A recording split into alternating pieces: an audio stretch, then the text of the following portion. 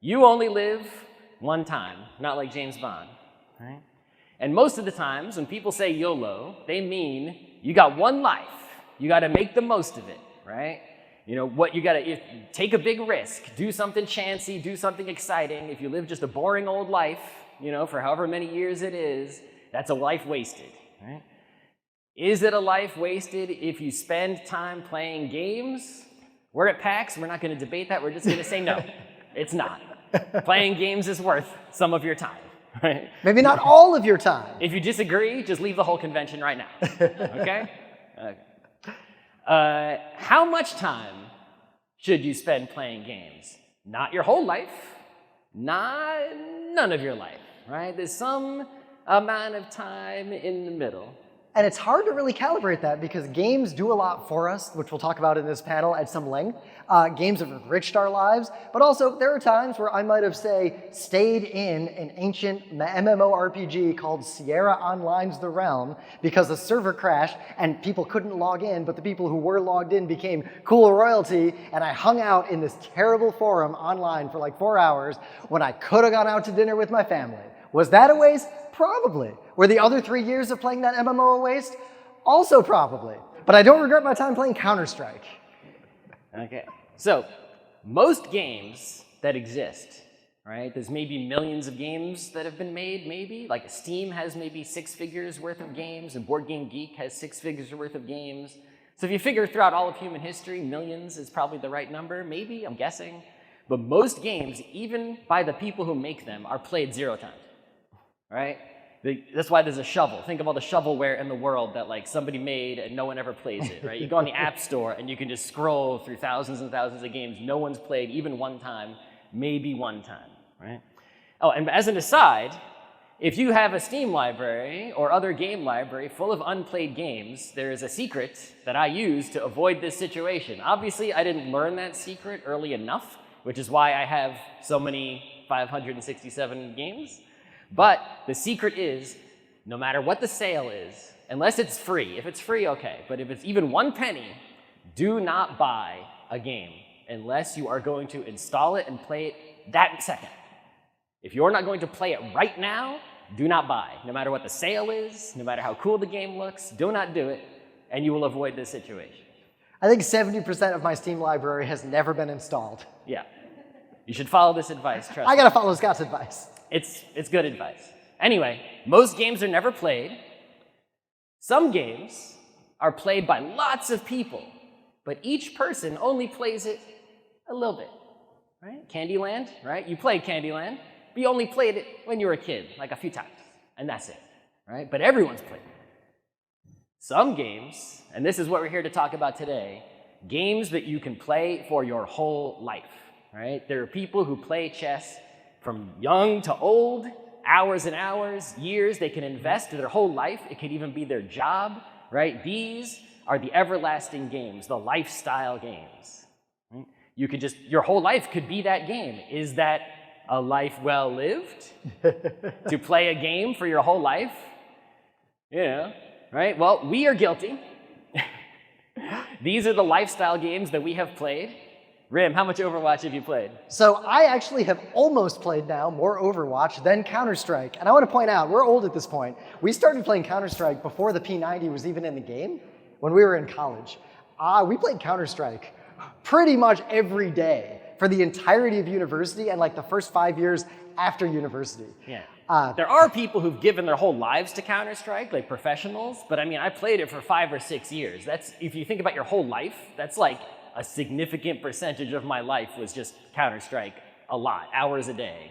Even now, as busy as I am, 4 to 5 hours a week, I'm playing Overwatch, just staying in the ladder, doing my churn, up through platinum, whatever I'm doing. Like, if I have 40 hours a week working, and then 4 or 5 hours a week doing that, and you know, some number of hours a week sleeping, that probably should be more, you're gonna start running out of time at some point.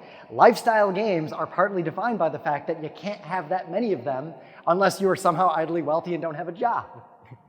All right, Netrunner, I played Android Netrunner from when it came out until Fantasy Flight gave it up, and I was playing it a lot. I was going to like these weekly meetups with people, right, once or twice a week. We had tournaments almost every weekend at local game stores. I would travel to game stores in the Boston. I live in New York, so I went to Boston and Philly to play at regional tournaments. Right? It's like I played a lot of Netrunner for several years. Like the 2010s, like half the 2010s, my life was just playing Netrunner. Yeah, and I played it a little. I didn't play that You played much. it like one time. Yeah, because I had other lifestyle games I was playing. The one that weirdly still sticks with me. So, any of you ever played Dance Dance Revolution? Yeah. So, there's a machine here in that little arcade. We don't have time to talk about it. It is a weird and rare Dance Dance Revolution machine. Like, it is one of the weirder ones you will ever see. It's got 2 extra arrows. But that aside, I started playing Dance Dance Revolution in the year 2000, and I still play it 4 or 5 times a week. To this day, I have a hard pad. I tried to build a hard pad. I failed at building a hard pad, and then I bought a hard pad. I still play DDR. It's my lifestyle game. I'll play that game till I die or my hips don't work anymore. Yeah. All right. What makes a lifestyle game? Because clearly some games can be lifestyle games, and some games, they just can't. There's no Magnus Carlsen of Candyland. Right. That doesn't exist. Every 3-year-old is a Magnus Carlsen of Candyland. Yeah, for 1 year, and then they're old enough and they play something else. Right? So what makes a lifestyle game? Well, there's 2 kinds of reasons, 2 kinds of things that can make a game into a lifestyle game, right? There are game reasons, which we're going to talk about first, and then we're going to talk about social reasons. Okay? So game reasons. If a game serves a useful purpose, right? There is some real-world, tangible benefit to playing a game. People will play that game for a long time, right, of their lives. It could be some sort of training simulator. It could be a language learning tool, right? A music learning tool. Yeah. Something that spits out money, which we'll talk about, right? Think about Dance Dance Revolution that I just mentioned. That game is a big part of my exercise regimen. That is how I get my high-impact cardio. It just happens to be more fun than going down to the gym. Yep, there's a virtual it's sort of like an MMO, but basically for bicycling called Zwift that I play, where you ride a real indoor stationary bicycle in a virtual world, and there's other people there. I don't race, but I still do it anyway. But people do race, like they're into Zwift. They all like Zwift every day. They're crazy. But this is really powerful. Many of you know that owl. And around 11:30 at night at PAX, he's coming for you. And I'm pretty sure everyone in this room who interacts with that owl will not disappoint him. I woke up and got rid of the owl right away this morning. Just one easy one, and that's it. I got to go to PAX. Sorry. I shamefully used a streak freeze last night. I'll see you on Monday, Owl. Streak freeze. What are you doing? I fell asleep. Shameful. Shameful. You're going to get the owl out of our hotel room. Okay. All right. If a game is accessible, right? So soccer is a perfect example. It's a game where all you need is land. We got quite a bit of it, and a ball, which you can make out of anything if you don't have one, right? You barely even need the nets to play soccer, right? If it's a game that can be played anywhere by almost anybody, it will get played a lot, right? These people might really want to play Warhammer, but it's kind of hard to get a table and some miniatures and the paint, and it's a big to-do. You got to get the rule books, right? They might not be able to even if they want to, but if anyone wants to play soccer, you just can, right? If you want to play checkers, you probably just can. If a game can be played with a deck of playing cards, that's pretty easy to get most places on Earth. You can just play that game.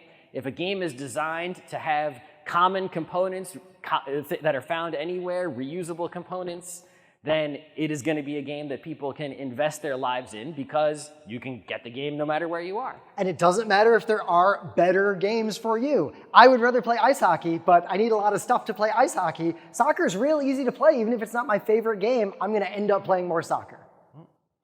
Or football. All right. Lowercase a addiction. Obviously, clinical addiction is a real thing that we're not going to talk much about because we're not qualified to do so. If you think you have it, go speak to someone who is qualified to help you.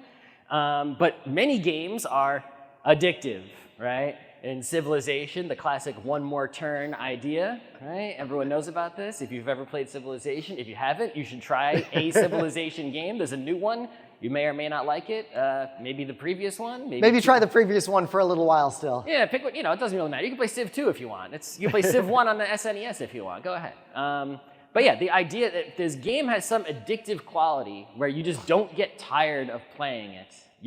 People even all by themselves, are going to play that game a lot, and they're not going to get tired of playing it. They're going to keep going, and theoretically, that game could be a game that they drain years of their life into, right? Leveling up some character or whatever it is, all right? Some games, like I just said, literal clinical addiction. We're not going to talk much about it because we're not qualified, but it exists. And obviously, if someone has that problem, they're going to end up playing a game that hurts them a lot. Yep. Don't do that. It sort of comes down to when you're playing a game of Civ and you take one more turn, did it ruin your next day? And did you accept the consequences of that? Like, I ruined my next day many times in high school playing Civ 2.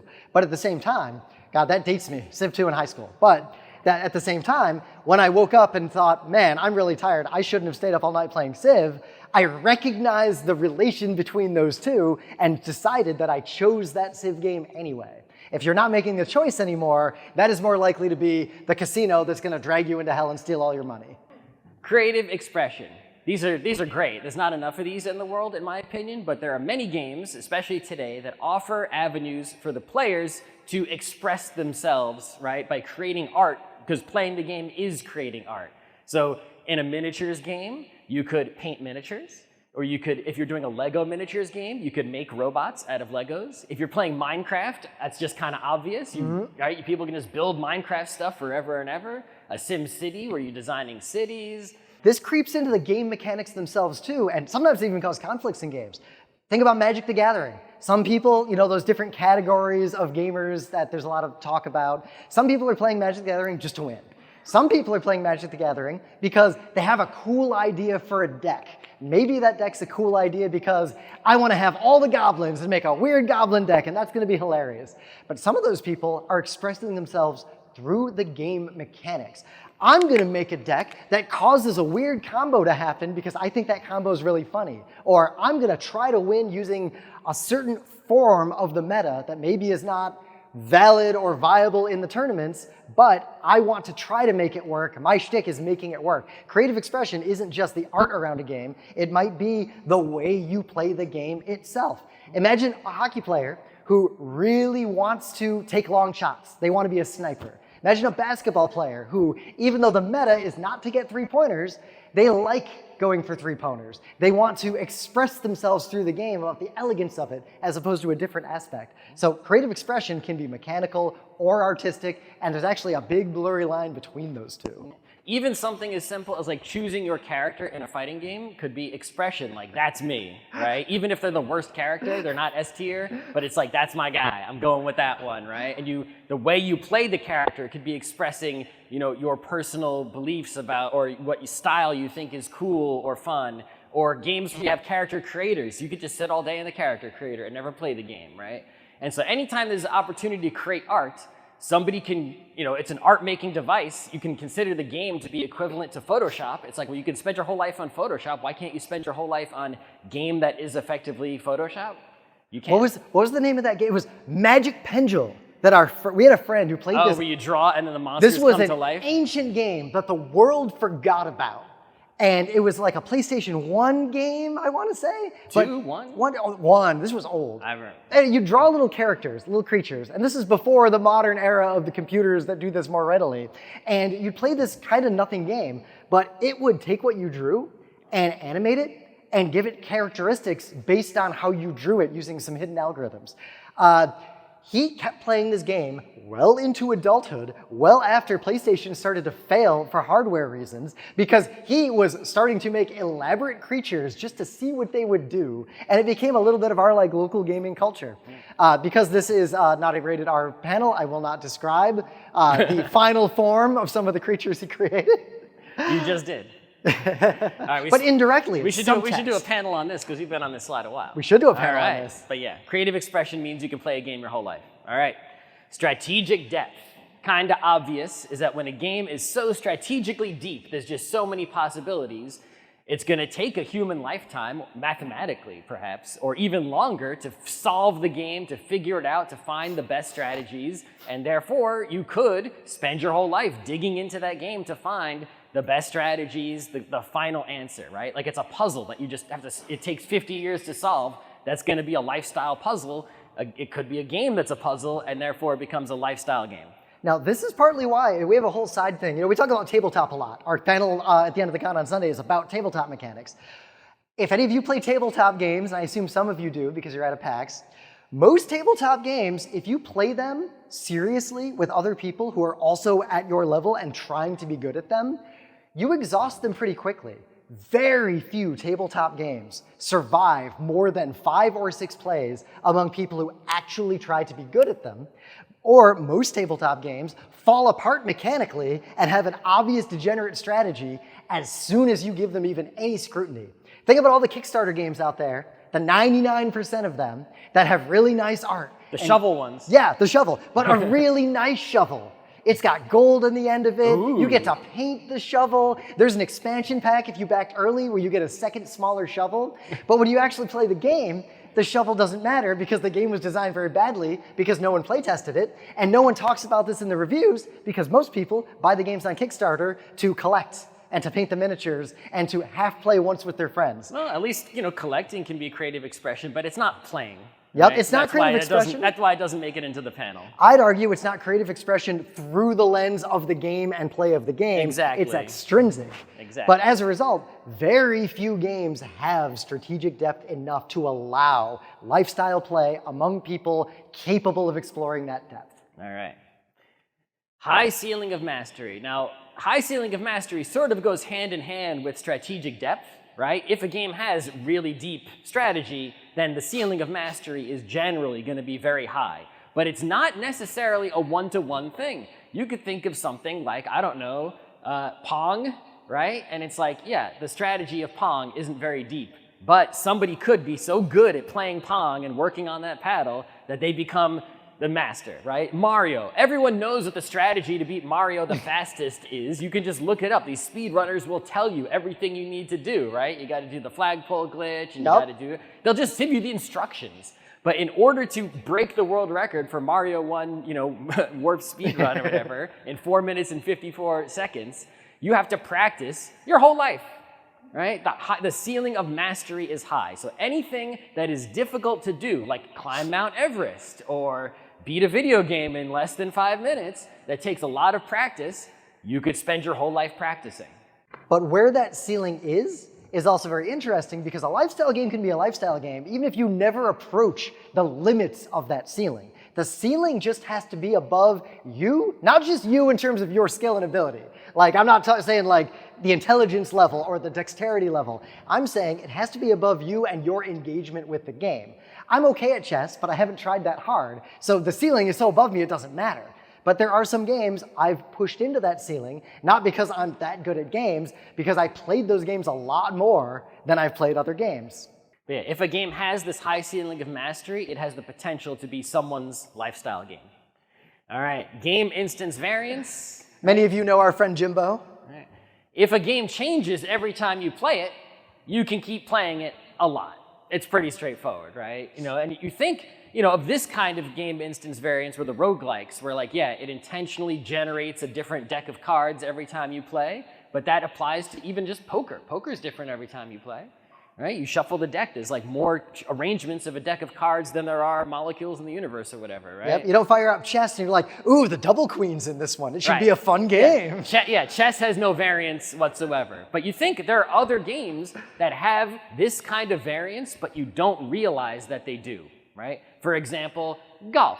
You go to a different golf course. They put the sand traps in a different place. The weather is different. The wind is different. You go to play baseball. You're playing in a different stadium on a different day with different weather, and you have different people on your team who are a day older than they were yesterday, and maybe one guy's got a stomachache today, and it's a different game than it was before. And sometimes this variation only appears if you achieve a certain level of mastery. I'm going to use an example, bowling. Any of you bowl? Nobody bowls? Anyone here bowl well?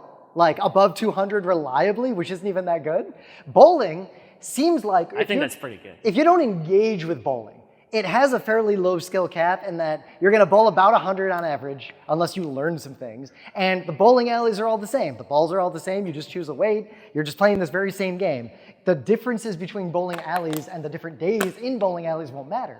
But if you're good at bowling, you're going to go and you're going to watch the first ball get thrown, and you're thinking about how is the oil distributed on this lane, in this alley, on this particular day behind the Aurora Borealis? Like at that point, there is this variation that only exists if you mastered bowling. But a game like Balatro, you get that variation every time you play, even if you never beat Balatro. Right. So even if you get very good at a game, if the game is different every time you play it, then it has replay value and can potentially become a game you play your whole life. Okay. Living games. Now this is usually when someone's trying to make a lifestyle game on purpose, is that they keep changing the game. As soon as you get bored of it, new Pokemon cards, new Magic cards. We got a new expansion for your Diablos. We got a new character in your Overwatch. Oh my God, Fortnite just added, they went all Star Wars. There's no regular guns, there's only blasters and lightsabers. And Darth Vader's really dangerous and don't mess with him. We added a new map to Counter-Strike. We added, right, any game. Now you could theoretically argue, and I would argue, that when you change a game, it is now technically a different game. Right? So Fortnite yesterday is a different game than Fortnite today because they changed something, I assume. Right? As soon as a Pokemon... I mean, Darth Vader's there now. Right. It's like, you know, the Magic the Gathering, when it came out, and then the day when they banned the Black Lotus, those are two different games, even though, right, because the rules are different. It's not the same rules. But it's a way to keep people playing the same game for their whole lives. You don't, as soon as they're about to get bored of it, or they might want to stop playing, we're going to change the game to something else. And now you're excited again, it's fresh, it's new. You don't need to go play any other games. Keep playing our game, give us all your money, don't give the money to the other games. Your life is us, thank you. I mean, some of you, any of you know somebody who plays Magic and that's literally the only game they play? Some of you might be this way. You don't have to raise your hands, but we know you're out there. Yeah. I almost got trapped by that. There's a lot of people, it's not shameful. But there is a paradox here in that living games both create this potential of being a lifestyle game, but they also can push people out of the game. You played Magic for a while, and then you step away. The longer you step away, the meta and the way you know the game starts to diverge, and it takes more effort to get back in. Netrunner had that problem. Stop playing Netrunner, you come back in, everything's weird and different. You might bounce off of it now just because it takes more investment to get past that hump. Yep, you saw Marvel Snap was on our lifestyle games list. I played that every day for like years, and then one day I just was like, eh, and then I didn't go back. Yep, I uninstalled the app. Uninstalled, bye. All right, a campaign structure. If a game has some kind of campaign structure, obviously the tabletop RPGs are going to be the first ones you think of, but not necessarily just those. You might have something like Battletech, which is a miniatures game that has a campaign structure, or you might have a legacy game, like a Risk Legacy kind of thing. Now, Risk Legacy might not be the greatest example because it's one that ends, right? Any campaign could end, but any campaign could be an infinite campaign as well. Right? So as long as there's, what's happening is it's similar to the living game and the variant games, is that you play the campaign and the next session is actually the game has been changed because whatever you did last time changes the game this time. The phrase I think Richard Garfield uses around and Sid Meier is the one who talked about this, you're enriching your own world and you're making a sort of reflexive loop. The game is reacting to you and you're reacting to the game, and it makes the game over time more and more deeply personal, which will give you the same kind of investment you get when you're watching one of those anime that always ends every episode on a cliffhanger, and you're like, what's gonna happen to the Naruto in the next episode? He definitely can't beat that guy. Yeah, so this is a great way to have a game you could play for an extended period or your whole life if there's a campaign involved. All right, so those are the things a game can do to be a lifestyle game. There are social things outside of a game, where it has nothing to do with the game itself, really, but social structures that can cause a game to become a lifestyle game or allow it to become a lifestyle game. Okay, so we used this slide before. We talked about accessibility, but there's also omnipresence. If a game exists everywhere on Earth, like soccer does, or just in a lot of places on Earth, no matter where you go or who you're with, people know how to play that game. Right? I'm sure, another example might be pickleball, at least in some places right now. It's like you can't go anywhere, like in the US, let's see in a pickleball court. You can find some random old guys and just start playing pickleball, make some new friends, right? Because society has pervaded the game amongst peoples everywhere. If you travel or not, you can always find friends or meet people or make acquaintances via this game, and therefore it benefits you to know how to play this game, to want to play this game, and to maybe be a little good at the game, because that can help you socially. Well, because think about it, it's like learning another language. I used to spend a lot of time in Turkey in my last job. I travel a lot. And I met a bunch of people, and I played a little bit of backgammon with them. I didn't speak Turkish, they didn't speak English, but we both spoke backgammon, meaning we also both spoke tabletop game to a degree. And think about if you move to Costa Rica, last time I was there, someone we were traveling around with was talking about how whenever a new town gets formed, they build a church and they build a soccer field. Those are the two most important things on earth to have a new town. So if one of you got dropped into one of those towns, you probably speak enough soccer to make some friends, even if you know nothing else about the world. Okay. All right. If a game has a particular target audience, right, and there's an existing social group that game is going after, then the game could become a lifestyle game. So like there's a bunch of people who are big fans of aerospace, right? There's a bunch of plane nerds who love to pretend to be aircraft controllers or whatever. And if you make Flight Simulator, those people might really get involved in your game and then keep that game alive for an extended period. You could, a lot of times happens with simulation games. You get your Trackmanias, your F1 games and things like that, where there's some already existing social group. If a game can apply to them somehow, then because the social group always exists and has existed before the game and will exist after the game, if they really like the game and it meshes with them well, they can carry the game and its existence far into the future and invest their whole lives into it. It also will draw communities into gaming that wouldn't otherwise be there. A lot of people would like games but don't really realize it, but if they like trains and then they find out through their train friends there is a train game that lets them be the train conductor or be the train, depending on how interested in trains they are. There's some VR chat stories I could tell outside of this panel. But then that sort of brings more communities into conventions. And when you're at a convention like the Penny Arcade Expo, look around and even think about the Warhammer people, the wargaming people. They're often off in the corner in sort of a closed community doing their own thing next to all the other people playing all these other games. So hitting that target audience could be around a mechanic, it could be around a hobby, it could be around an interest, it could be around a lifestyle. It just happens to often be simulation. Simulation is many people's entry point into the wider world of gaming. Right. Also, the people who you target with a game might find the game useful for recruiting more people into their social circles. And so they might have an incentive to help your game stay alive, right? Someone might become someone who wants to be an air traffic controller because they played Flight Simulator first, right? It can go both ways. All right. If a game has a cultural significance to it or is traditional, then somebody will invest their lives into it. It'll become a significant part of who they are, right? So this is cheese rolling, which happens, I don't know how often in Scotland, Ireland? It's not the best UK? Designed game, I'm gonna say. It's not a great game, but this is a traditional thing that happens in somewhere near the UK. I forget exactly where, but it's really funny. Watch a YouTube video about it. They roll the cheese down a hill and they chase after it. They break their ankles. Yeah, it's not great. Every time. But even though this only happens every so often as like a festival, there are people who are like, if you go to this, you'll see the same people there every time. Like they're all about the cheese roll, right? That's part of who they are, right? And even though they might not do it constantly, it's like they did it when they're young, they do it when they're old. It's part of their lives, right? And it becomes this cycle of the person who plays the game when they're young, and they may not play it anymore. Like, think about how many professional sports players hang around the sport, even if they're not playing the sport anymore, because it was such a big part of their lives.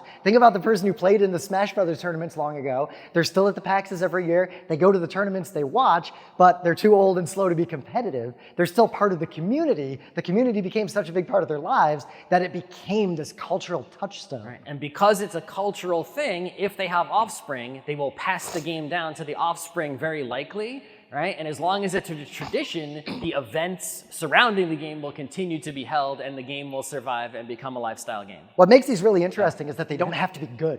Yeah, they don't have to be good. All right. If a game is fun to watch, if somebody wants to watch the game and be a spectator, it's enjoyable for some reason to see the game being played, then people will play it even if they don't even like playing it, right? Just because to get someone to watch them, right? Like if you hate playing Monopoly, but somebody's gonna really wants to watch you play it, they might even pay money to see you play it, you're gonna play Monopoly, right? Yeah, I will play Monopoly if anyone's gonna pay me to do it. That's right. So the more popular a thing is to watch, if there's something to be seen, right, people will put on a show, right? And if there's a show to be put on, somebody can invest their whole lives in putting on that show. Pretty simple, right? If there is a competitive scene of some kind, right, it doesn't have to be a super professional competitive scene. It doesn't have to be a huge competitive scene. This is Rubik's Cube, by the way, if you don't know what's going on here. Right? There is competitive cubing that happens. And it's like, if the scene exists and has some support, for it, there's tournaments being held, someone will enter the tournaments. It might not be big. There's professional air hockey. I've looked into it. I'm not good enough. We thought we were good at air hockey, and we did a podcast about air hockey because, total aside, your friend who plays Street Fighter a little bit more than you, and you could never play with them again because they just crush you? We did that to ourselves with all our friends in air hockey. We did a show about air hockey. Professional air hockey players came out of the woodwork and were like, oh, you guys think you're good at air hockey? Well, no, I don't. I just think I'm better than my friends at air hockey. But yeah, they have like a world championship for air hockey. It was in like a shopping mall or something, right? It's really tiny. But because that exists, people will do it, right? You see this crokinole downstairs. Crokinole's bigger than air hockey, I'd say, right? But it's like there is a competitive crokinole scene. Therefore, people will become crokinole people, and they'll make it a part of their lives. And why do they do this? A big part of a competitive scene, meaning it exists and there are people, a lot of people want to be seen. Back to the expectation thing. If you like playing air hockey, what is more fun than playing air hockey where other people who also appreciate air hockey are watching you with that expert lens? Now, scrubs don't like this. They don't want someone who's good at Counter-Strike watching them play Counter-Strike. But people who like games for good reasons like to be seen when they play games generally. And this is a way to do that, a way to express yourself with your game in a wider world, not just alone in your house. All right, active community. So active community, all these ones we're talking about now are going to go together a little bit, but they're not a perfect overlap, right? So an active community could be a competitive scene, right? It could be, but it doesn't have to be. So World of Warcraft, you might not be competing in PvP or whatever. You might just be raiding or role-playing or something, but there is an active community around this game and a lot of other MMOs and other games, period. You might have a recreational league for something, right, where there isn't any competition, but there is organization. We meet at this time, in this place, it's open to everyone, or you have to pay a membership. There's some organization of some kind with some regularity. There's a way, official way to join the group, right? Someone's running it and organizing it. We're gonna have a trivia night that we don't really care about who wins, we're just doing it for fun. It's a thing that happens. If you organize it, somebody will see it and show up, right? And especially the thing about the active community that makes it easy to show up is that if somebody's alone, right, socially, this is a place where they can go to find someone. The bat signal is up. Hey, the Batman game people are over here. If you follow this signal, you will find other Batman game people. Yeah. And so any game that has an active community is a game that someone can invest their entire life into because they can go and there'll always be people there to socially organize with. All right, so organized play, again, is similar to active community, right? Like I was just mentioning. You can have an active community like WoW without the official organization, but you could also have the official organization that is still not competitive. The organization part of it is important because organizing is underrated and underappreciated. A lot of you could play the games you're playing at this PAX at home.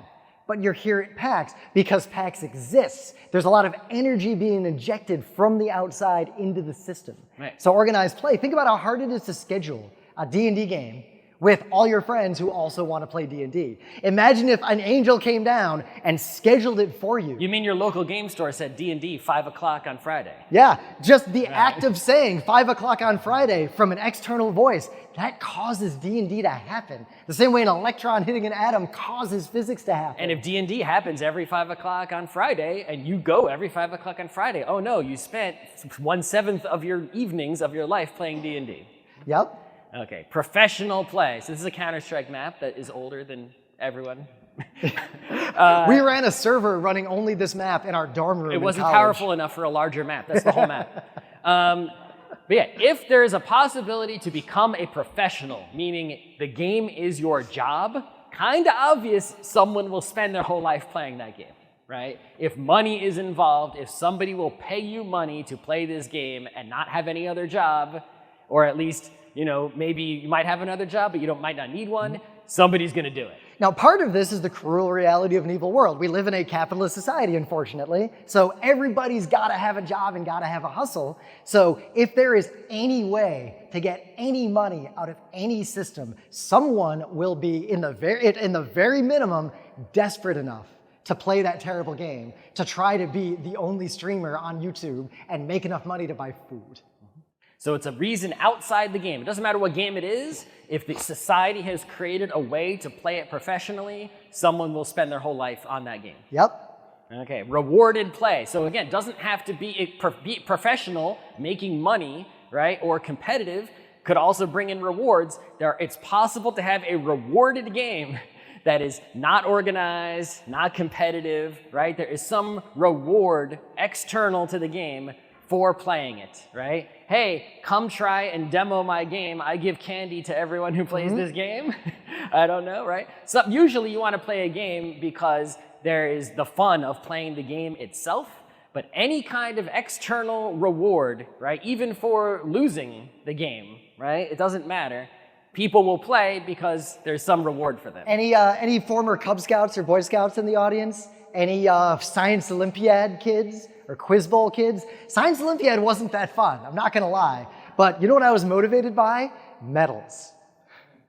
And even though a school student might only spend a few years in Science Olympiad, for some teacher who's organizing it, Science Olympiad could be their lifestyle thing. Yeah, but also you just dangle this medal in front of a bunch of kids and suddenly they care a lot more about the thing. I'd go so far, you know, the Stanley Cup playoffs are going on right now. We're New Yorkers, we're Rangers fans, so that's all I'm gonna say about that. Boston sucks too, so it doesn't matter. Yeah, we all suck. We're good this year, everyone sucks. I predict, because we're being recorded, the Leafs are gonna win the cup this year. Boo. Okay. Not because I like the Leafs, because I just want a Canadian team to win. Boo. But I digress. I am very confident while NHL players, professional hockey players, they want the money, they need the money is a factor. If they had to choose between the big salaries or actually winning Lord Stanley's Cup, I think they want that more than they want the money. If you ask me how much money would I pay to have someone put my name on the actual Stanley Cup, even though I can't ice skate, it's a big number. Right? Fun fact, there is someone whose name was scratched off There were a couple that were scratched off. Dude snuck his name on and they caught him. All right, so there are game reasons, things a game can do to make itself a forever game, and there are social things that can happen around a game to make it a forever game. Let's say you want to make a game and you want it to be a forever game. What do you do?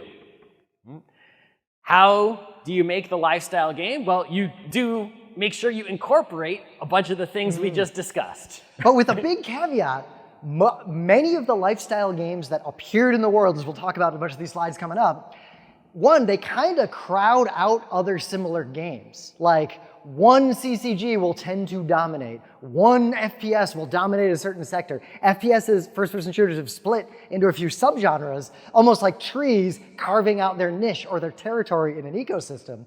I would argue most of the lifestyle games that exist today have been around for a very, very long time because they happened to be the first one that made it big. They crowded out the sun around all the rest of them, but they weren't designed originally to be lifestyle games. They happened to become lifestyle games. Trying to design something to be a thing that normally occurs naturally and accidentally is one of the hardest things to do in business, let alone video games. All right, so first, should we even make a lifestyle game, right? If you make one of these, it could become a great burden on you, right? Because as the maker of it, you now will be the tender of it, right? That's why we got people plowing the fields, right? All right? This could be something that like, oops, I made a lifestyle game, people keep playing this, and now I'm stuck maintaining it, it's my job now, and maybe you don't want to do that. Maybe you want to move on with life, right? Or also, there are extrinsic problems with that. If you make something that is so, became a lifestyle game, there are people who have made it their lifestyle.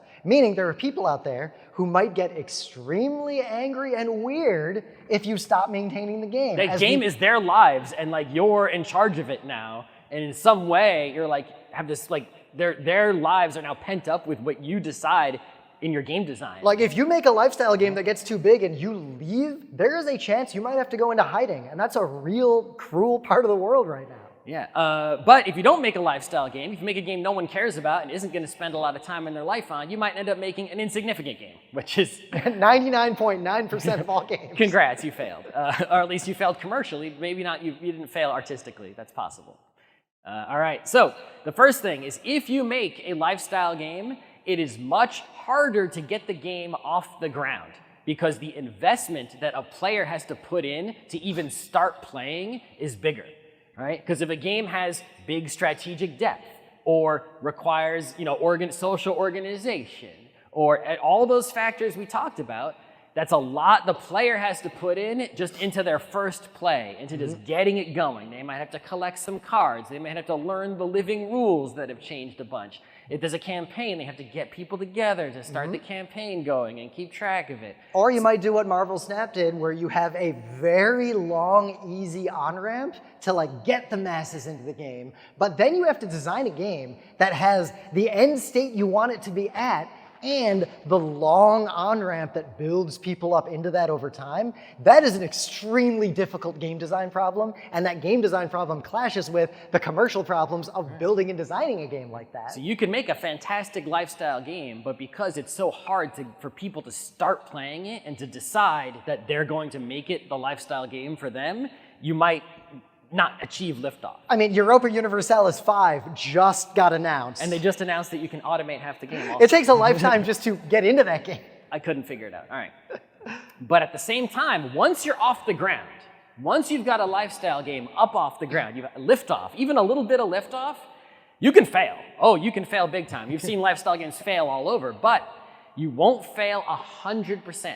It'll be very hard for that final 1% to fail. I watched a YouTube video the other week about a guy, well, it was like some old Second Life competitor called them.com or theplace.com, something like that. I don't know. And he went and he's like, is there anyone in this old dead MMO? And there were like 20 people with a trivia night in there, right? It's like, there's old MMOs like Meridian 59, which died. And at PAX West some years back, there was a booth.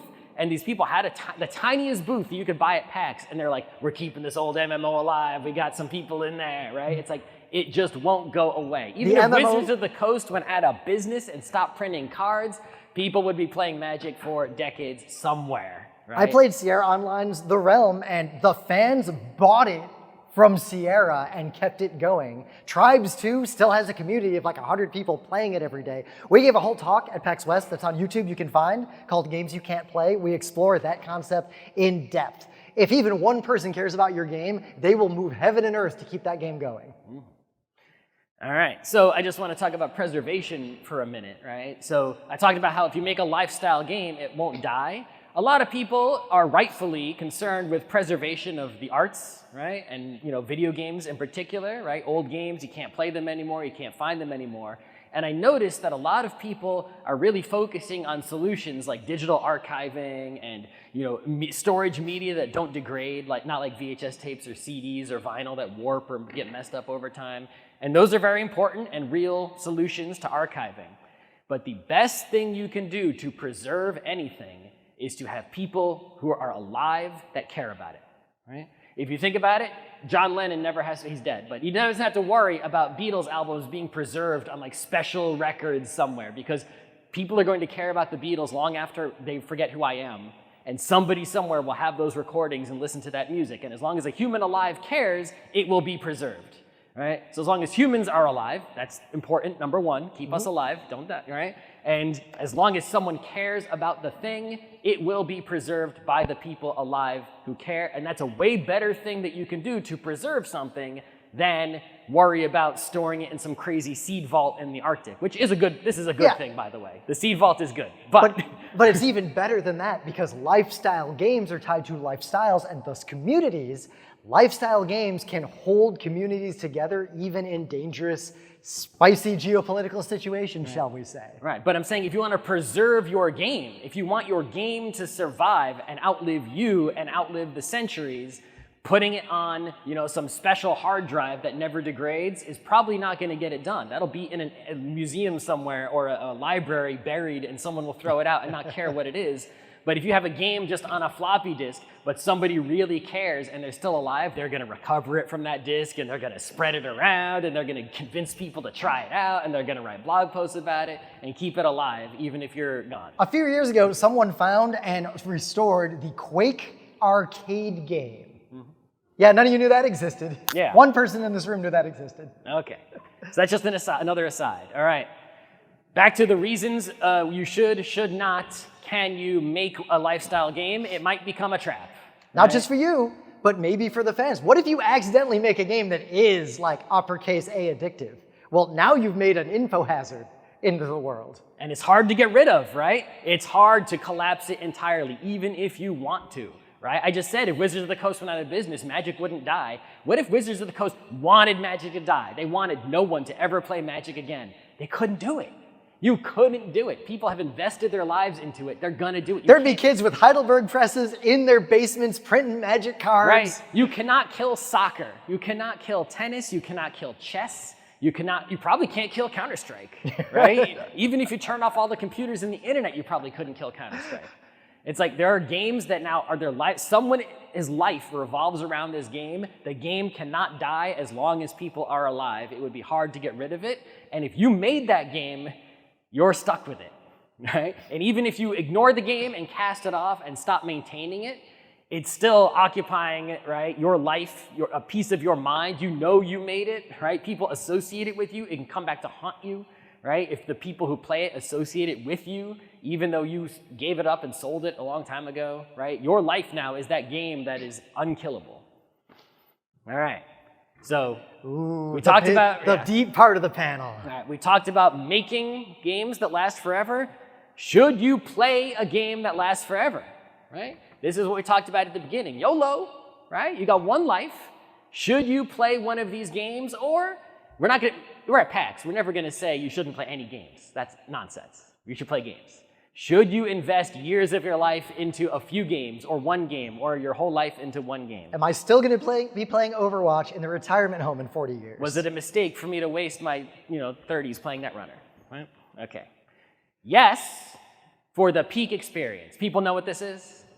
Yes? Mostly? Okay, yeah, okay. Well, there's different levels to what this is. What's going on in that screenshot? Basically, this is one of the most famous moments in fighting game history, where at the end of a mega tournament, right, there were the two amazing players going against each other, and one person did the amazing Chun-Li super kick move, and the other guy, right, he blocked every single Chun-Li kick, like block, block, which is incredibly difficult to do, right? You have to hit the stick perfectly with like perfect timing, and they did it, and everyone went crazy, right? And so as a spectator, it's thrilling. Imagine if you were Daigo or Justin Wong and you were the ones who played this moment. It was you, right? Imagine how you felt winning or losing. Doesn't matter if you won or lost. If you were playing in this moment, how amazing that would be in your life, the feelings you would have and the memory you would have, right? You can only ever be in this moment if you invest your life into a game and play it to the peak level, right? You can't have this if you go and play 100 games once each. You need to pick a game, practice it, get really good at it, find other people who play it, play against them, compete possibly, maybe, right? You can only experience this if you go for it. It's like games are different at different levels of skill, and the mastery play of these games, it is such a sublime experience. One way people experience this without investing their whole lives, which is how we balance this out, this is where tabletop really shines. There are tabletop games that they don't have the skill ceiling of chess or Go, which may not be calculable by the universe. But they have a skill ceiling high enough to where you can go through the entire arc from beginner to journeyman to expert to master and experience that. There's a few games we've done this with, like Tigris and Euphrates, German board game. I think we've hit that degree. One of the most sublime experiences in the world is playing a game you are good at against someone else who is as good as you, where they recognize when you're bluffing. They recognize what you're doing and you recognize what they're doing. The two samurai, where the foot twitches the slightest bit and you think he's about to strike from the left, but he knows that I saw his foot move. You can't get that in most games. The best designed games in the world give you an experience like that without this huge investment, but they're rare and they're not on the same scale as this. Tigris and Euphrates cannot even come close to this level of requirements of mastery. And it doesn't have to be something on the world stage with a bunch of people watching. If you have a D&D campaign or another RPG campaign, right, just with the people you know, if you only play it a few times, it won't be that exciting.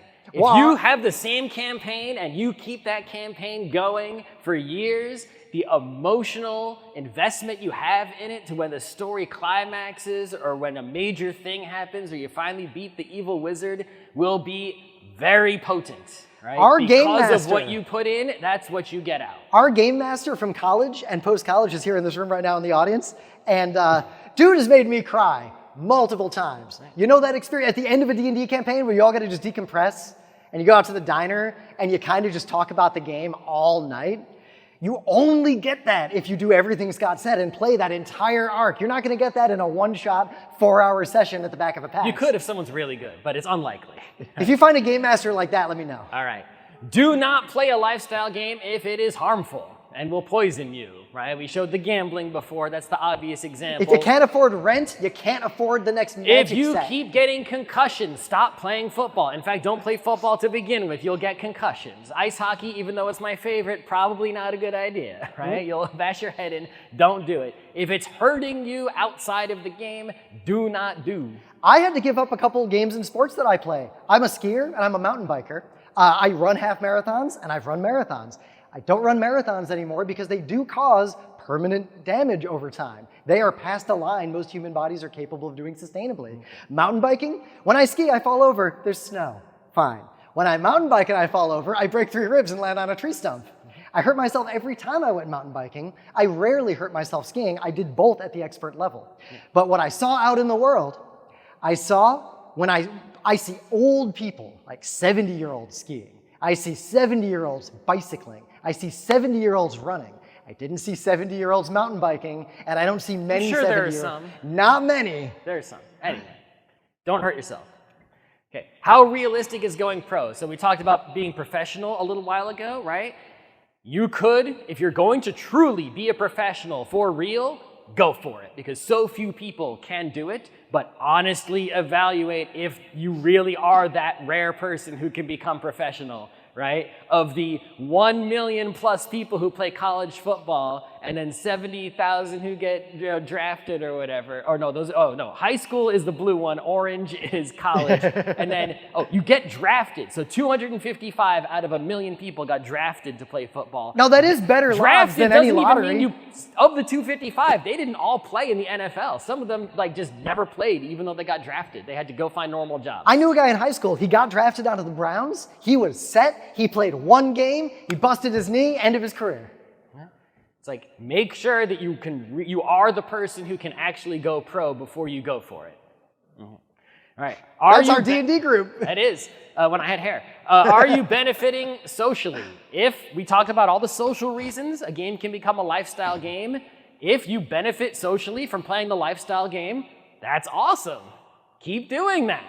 Why? You love hanging out with people. That's what we're doing right now. It brought all these people here. This is a social thing, right? A+. Even if your D&D game... Not much explanation needed. Even if your D&D game isn't that great, if it's fun and it gets you all to see each other at least once a month, in a world where it's really hard to do that kind of thing, that's a win. Yeah. A+. Okay. But if you are benefiting socially, deeply consider, do you need the game? Right? Maybe you don't need the game to get a bunch of nerds together, right?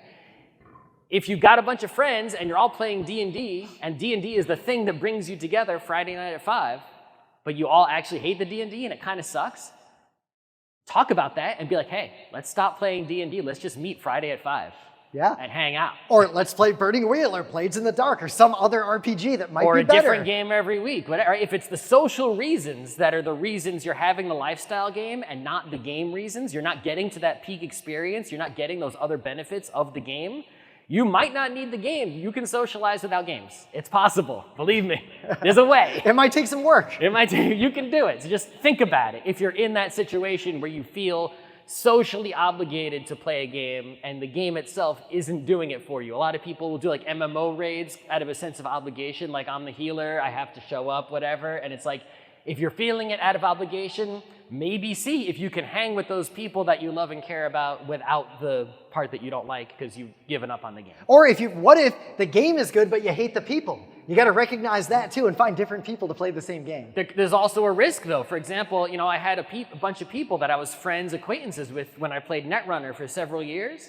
And then when the game fell apart, even though I did like a lot of those people, I sort of lost touch with a lot of them because the game was gone and we didn't appropriately get the nerds together and maybe find another game to play or another reason to meet. So it's like, it was kind of a mistake. It's like, dang, I lost those people. I know some of them a little bit still. All right, how to play forever. We got to move through quickly, right? If you're going to play a game, a forever game, actually put the work in and study the game. You can't be playing a game, study the blade, yeah. Someone was laughing, right? Yeah. You need to study the game. If you don't know the rules of a game that you play every week, that's kind of a problem, right? You're never going to get the peak experience if you haven't studied and understand and keep up with the news about the game. If it's a living game, you should know what sets are coming out, what new cards are coming out, any kind of new versions or anything. You should be on top of the game. Read the news about it once a day, once a week. Know what's up with the game. That way you can talk to people about it and get involved with the community, right? Study your game. Practice the game. Practice and playing are not the same thing. The definition of a scrub is someone who plays a game a lot, mistakes spending that time for practicing, and then is mad that they are not good at the game and they blame other people for that problem. These are the silvers in Overwatch. Right. If you practice the game, you get your skills up. Even if you don't get your skills up enough to win championships or whatever, you get your skills up enough to more meaningfully participate with the other people who are also practicing. Okay? Show up.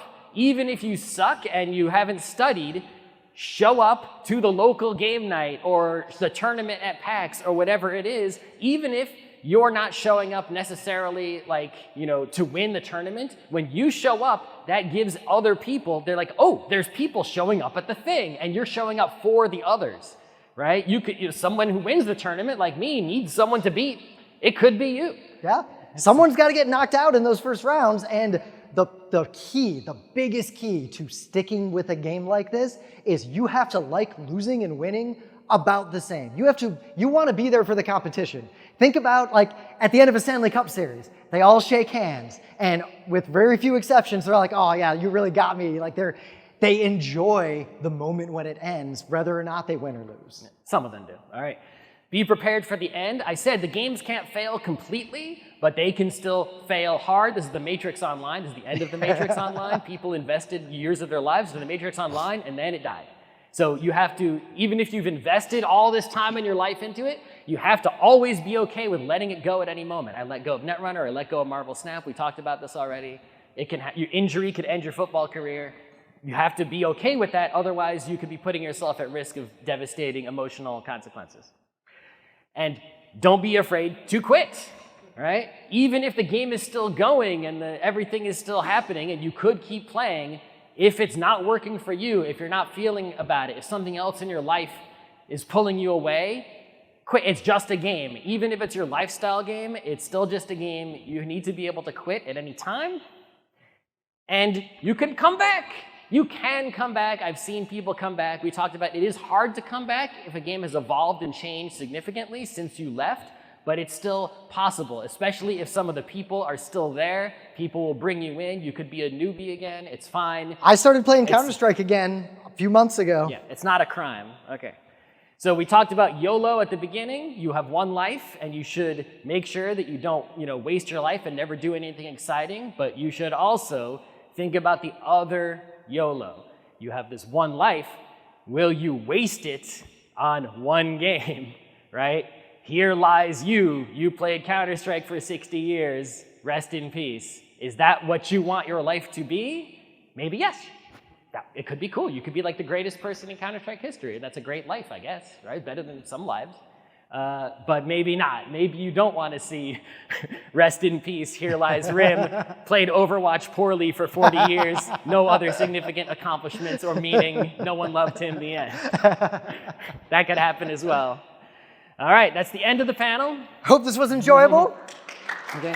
The QR code goes to our YouTube, where you can watch this again once Rym uploads it. There are 2 cameras in this room. There are like 50 of our other talks are on YouTube. You can just watch them. Grab one of these flyers on the way out. If you hated this panel, grab one anyway. Hand it right to one of those enforcers and tell them to stop bringing us back. This is our 68th PAX panel. Now, one other thing. I have made these stickers. These stickers cost me $1 each. They're our logo. They're kind of fancy. Also, this convention center hates stickers. They hate them so much. If one of these stickers vandalizes this convention center, they're going to trace it back to us and charge us $500. And Scott's going to find and you. be super mad and try to kick us out. If you want a free, shiny GeekNights sticker that costs me $1, you just have to come up here and tell me your plan for the sticker. And if the plan is not vandalism, I will trust you. But if your plan ends up being vandalism and you lie to me, my new lifestyle game